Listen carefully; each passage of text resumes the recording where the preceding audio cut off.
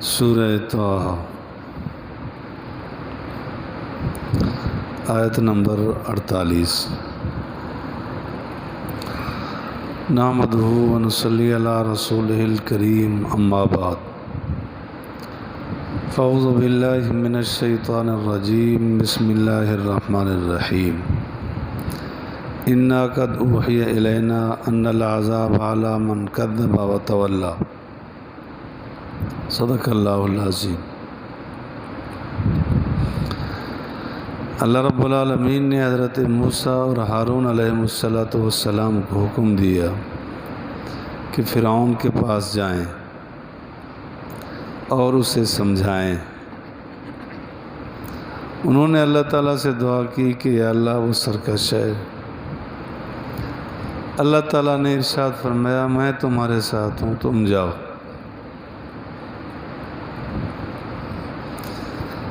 موسیٰ علیہ السلام، ہارون علیہ السلام فرعون کے پاس آئے تو سلام کیا، السلام علی من اتبع الہدی،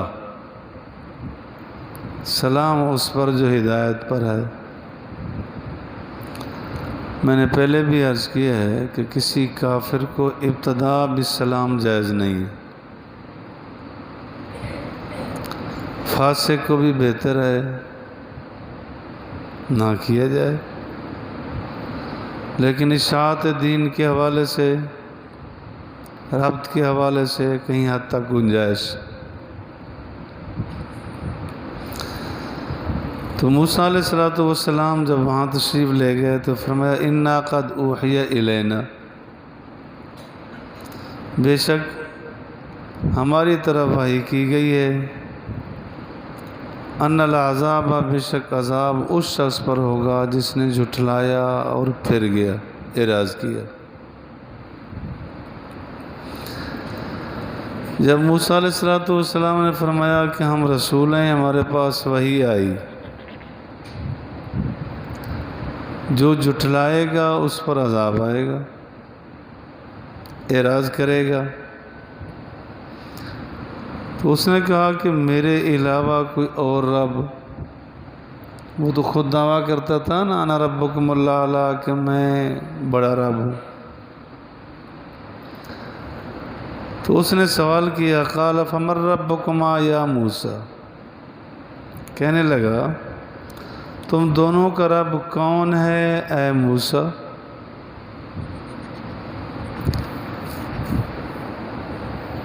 تم دونوں کا رب، ہارون علیہ السلام بھی ساتھ تھے، موسیٰ علیہ السلام بھی ساتھ تھے۔ تو چونکہ اصل خطاب موسیٰ علیہ السلام سے تھا، اس وجہ سے صرف یا موسیٰ کہا والہارون نہیں کہا۔ دوسرا یہ بھی ہے کہ موسیٰ علیہ السلام سے شناسائی خوب تھی کہ 30 سال ان کے گھر میں پلے، تو ان سے بات کی کہ میں تجھے پتہ بھی ہے میں کون ہوں، پھر تو کہتا ہے میرا رب اور ہے، تمہارا رب کون ہے؟ تو حضرت موسیٰ علیہ السلام نے ایسا جواب دیا کہ فرعون کے پاس اس کا جواب نہیں تھا۔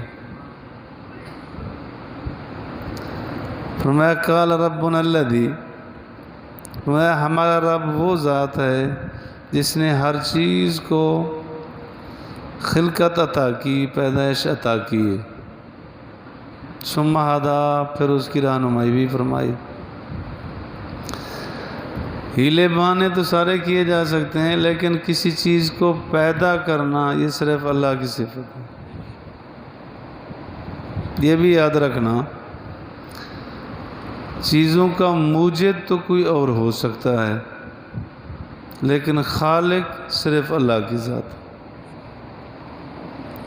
کسی نے ایجاد کیا ہوگا جہاز، لیکن جو چیزیں جوڑی گئیں ان کو اللہ نے پیدا کیا تب جوڑی۔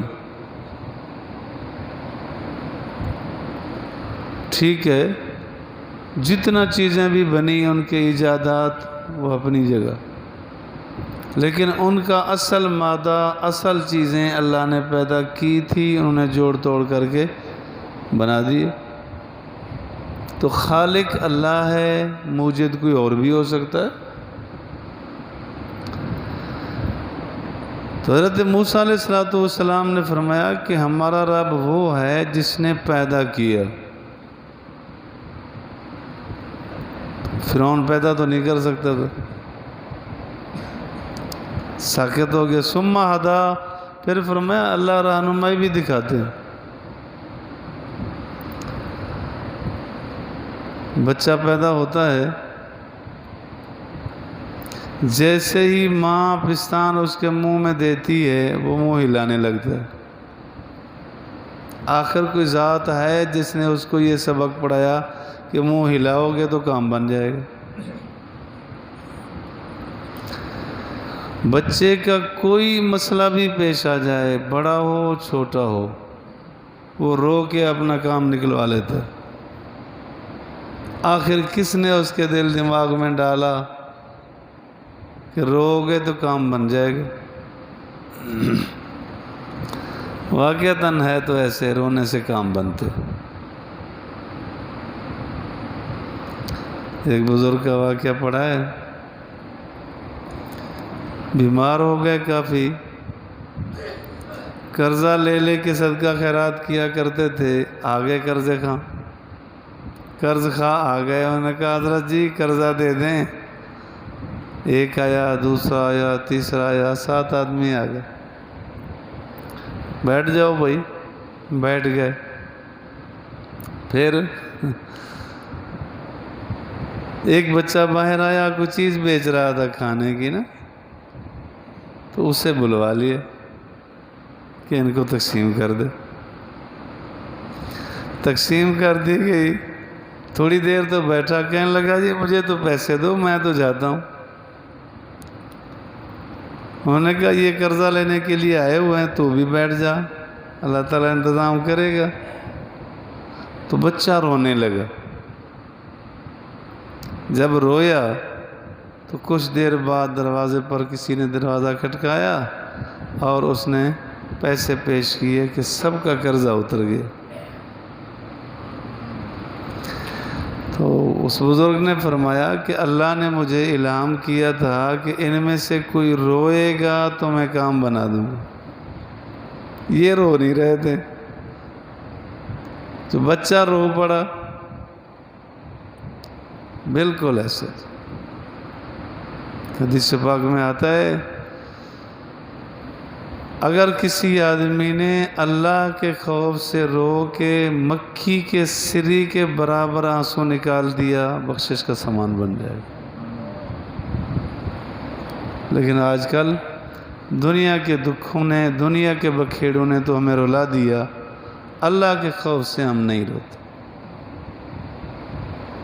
اللہ کے خوف سے نہیں روتے۔ اللہ رہنمائی کرتا ہے۔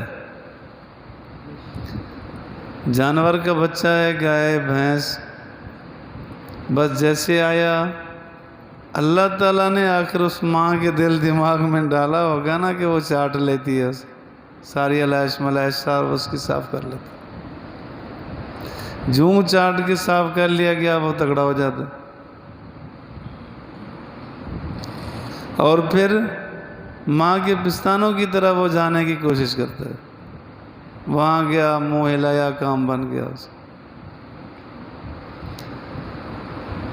اگر جانور کو ماں چاٹ صاف کر لے، بکری کا بچہ ہو، گائے کا بچہ ہو، بھینس کا بچہ ہو، اب وہ پانی میں ڈالیں گے تو تیرنا اس کو آ جائے گا۔ ثم ہدا، اللہ نے رہنمائی کی ہے کہ یوں ہلاؤ گے تو پتہ چلے گا۔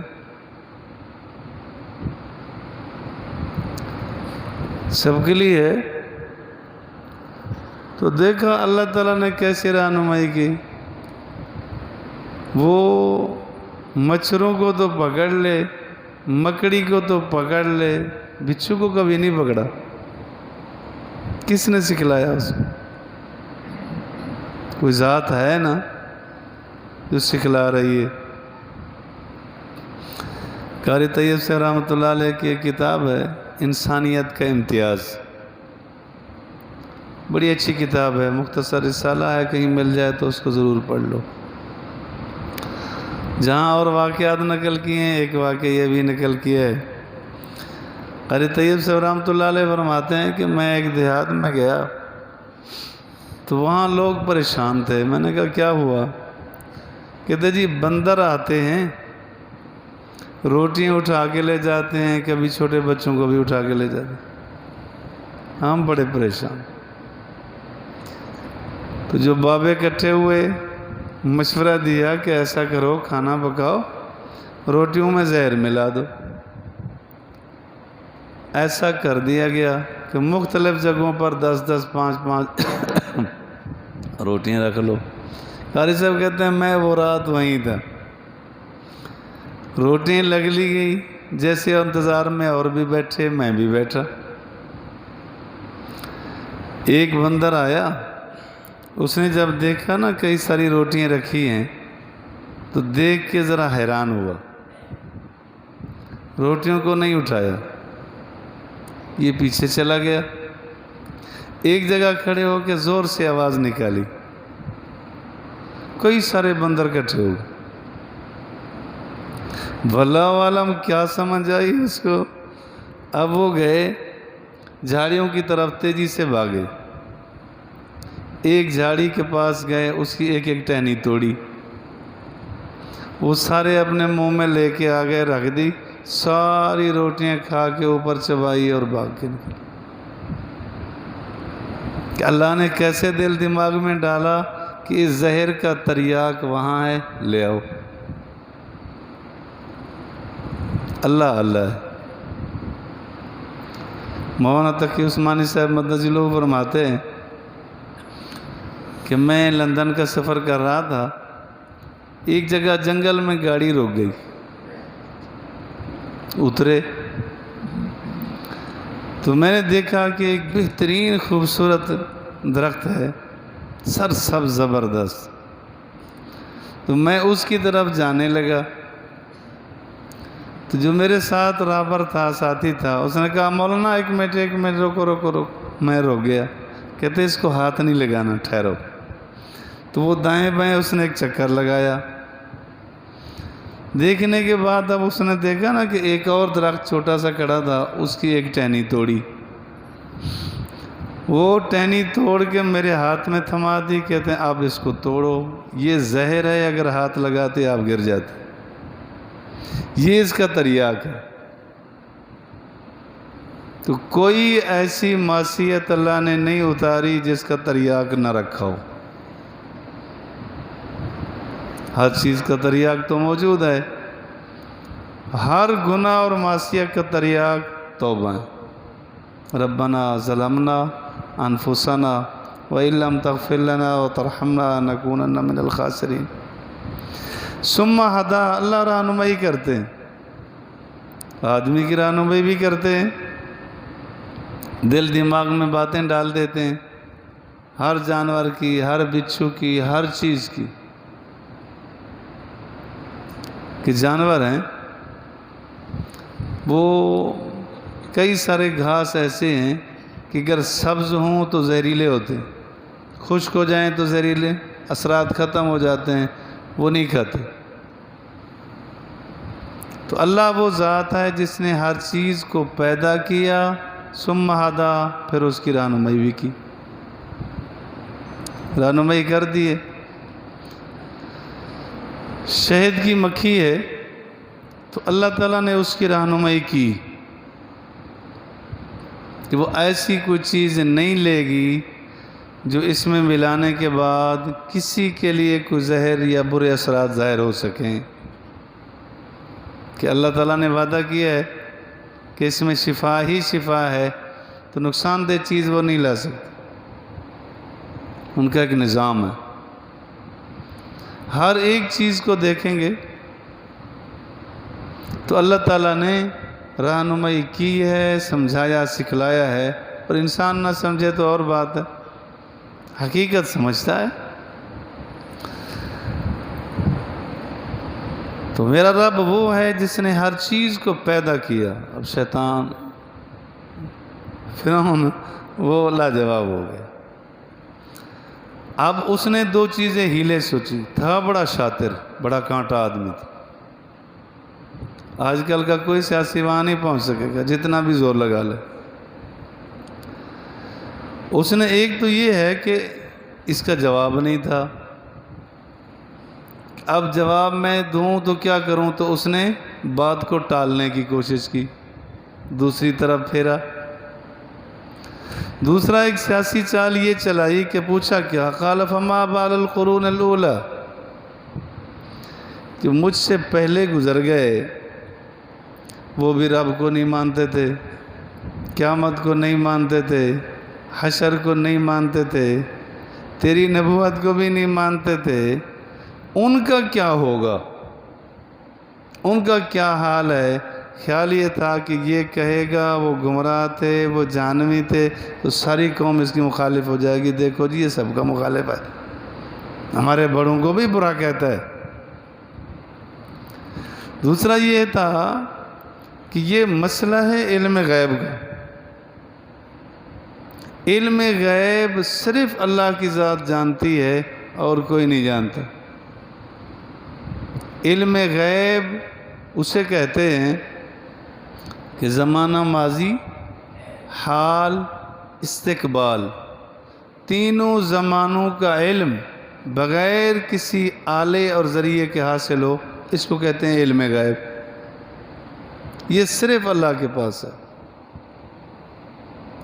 انبیاء کے پاس علم غیب تھا، لیکن اللہ فرماتے ہیں ذالک من انباء الغیب نوحیہ الیک، کہ غیب کی خبریں ہم نے ان کو بتائی ہیں، جو بتائی گئیں وہ غیب تو نہ رہا۔ ڈاکٹر بتاتے ہیں کہ جناب اس کے پیٹ میں بچہ ہے، بچی ہے، رسولی ہے، کیا ہے، ویسے نہیں بتا سکتے، وہ آلات کے ذریعے سے بتاتے ہیں، اور وہ بھی غلط نکلتے ہیں کبھی۔ چلو یہ تو بتا دیا کہ بچہ ہے، یہ تو نہیں بتا سکے کہ اس کی آنکھیں ہیں، بینائی بھی ہے یا نہیں، کان ہیں، سماعت بھی ہے یا نہیں، زبان ہے، قوت گویائی بھی ہے یا نہیں، اعضاء ہیں آیا صحیح ہیں یا مفلوج ہیں، پھر بھی ناقص رہ گئے۔ تو یہ اللہ تعالیٰ کا علم غیب صرف اللہ کی صفت ہے، نبی کے پاس بھی نہیں ہوتا۔ باقی حضور علیہ السلام کو اللہ نے اتنا بتلایا، اتنا کسی نبی کو بھی نہیں بتایا، کہ پہلے کے حالات بھی بتائے، موجودہ حالات بھی بتائے، قیامت کے بتائے، قبر، حشر، جنت، جہنم، ساری چیزیں اللہ نے بتا دی۔ باقی اللہ کے علم کی نسبت نبی کا علم، خضر علیہ السلام نے حضرت موسیٰ کو سمجھایا اور بہترین سمجھایا۔ دریا کے کنارے کھڑے تھے، چڑیا نے ایک چونچ پانی کی لی، تو حضرت خضر علیہ السلام نے فرمایا اے موسیٰ کلیم، میرا تیرا علم اللہ کے علم کی نسبت ایسے ہی ہے جیسے سمندر اور ایک چونچ پانی کی بھر لی چڑیا نے، ایسے ہی ہے اللہ کا علم۔ تو وہ ہیلا بہانہ کر کے ذرا بات کو ٹالنے لگا اور علم غیب کا مسئلہ پوچھا، تو کہنے لگا قال فما بال القرون الاولی، کیا حال ہے قرون اولیٰ کا، پہلی جماعتوں کا کیا حال ہوگا، وہ بھی جہنمی ہیں۔ تو حضرت موسیٰ علیہ السلام نے فرمایا قال علمها عند ربی، فرمایا اس کا علم میرے رب کے پاس ہے۔ واضح کر دیا کہ علم غیب میرا مسئلہ نہیں، اللہ کا مسئلہ ہے۔ دوسرا یہ ہے کہ قوم جو مخالف بن جاتی وہ جواب بھی ٹال دیا کہ اللہ کو پتہ، مجھے کیا پتہ، جنت میں ہے، جہنم میں ہے، کدھر ہیں، کیا ہے، مسئلہ تو بتا دیا، اور پھر فی کتاب لوح محفوظ میں محفوظ ہے۔ بات سمجھنے کی ہے، یاد رکھنا، لوح محفوظ میں جب سے انسان آیا، جنات آئے، ان کا علم قبر، حشر، قیامت تک ان کے تمام معلومات لوح محفوظ میں محفوظ ہیں، لیکن یاد رکھنا لوح محفوظ میں یہ نہیں کہ اللہ کا علم بھی محفوظ ہے، کہ اللہ کا علم نعوذ باللہ اتنا ہی ہے جتنا لوح محفوظ میں ہے۔ ابد الاباد میں جب سے اللہ تعالیٰ کی ذات ہے، ہمیشہ سے ہے، اس وقت سے اللہ کو معلومات ہیں، وہ لوح محفوظ میں نہیں ہے۔ لوح محفوظ میں انسانوں اور جنات فرشتوں کے حالات ہیں۔ اللہ کا علم سارا اس میں بند نہیں ہے، محفوظ نہیں ہے، اس کی کوئی مناسبت ہی نہیں اللہ تعالیٰ سے۔ تو فرمایا ان کا علم کے کیا حالات ہیں، کتاب لوح محفوظ میں محفوظ ہے۔ اس کا خیال تھا اونچ نیچ ہو سکتی ہے جیسے انسانوں سے ہوتی ہے، تو موسیٰ علیہ السلام نے جواب دیا لا یضل ربی، میرا رب غلطی بھی نہیں کرتا، ولا ینسا، بھولتا بھی نہیں، اللہ کو نسیان بھی نہیں ہوتا، غلطی بھی نہیں ہوتی، چاہے کچھ ہے محفوظ ہے۔ اللہ مجھے اور آپ کو فہم قرآن فہم حدیث نصیب فرمائے۔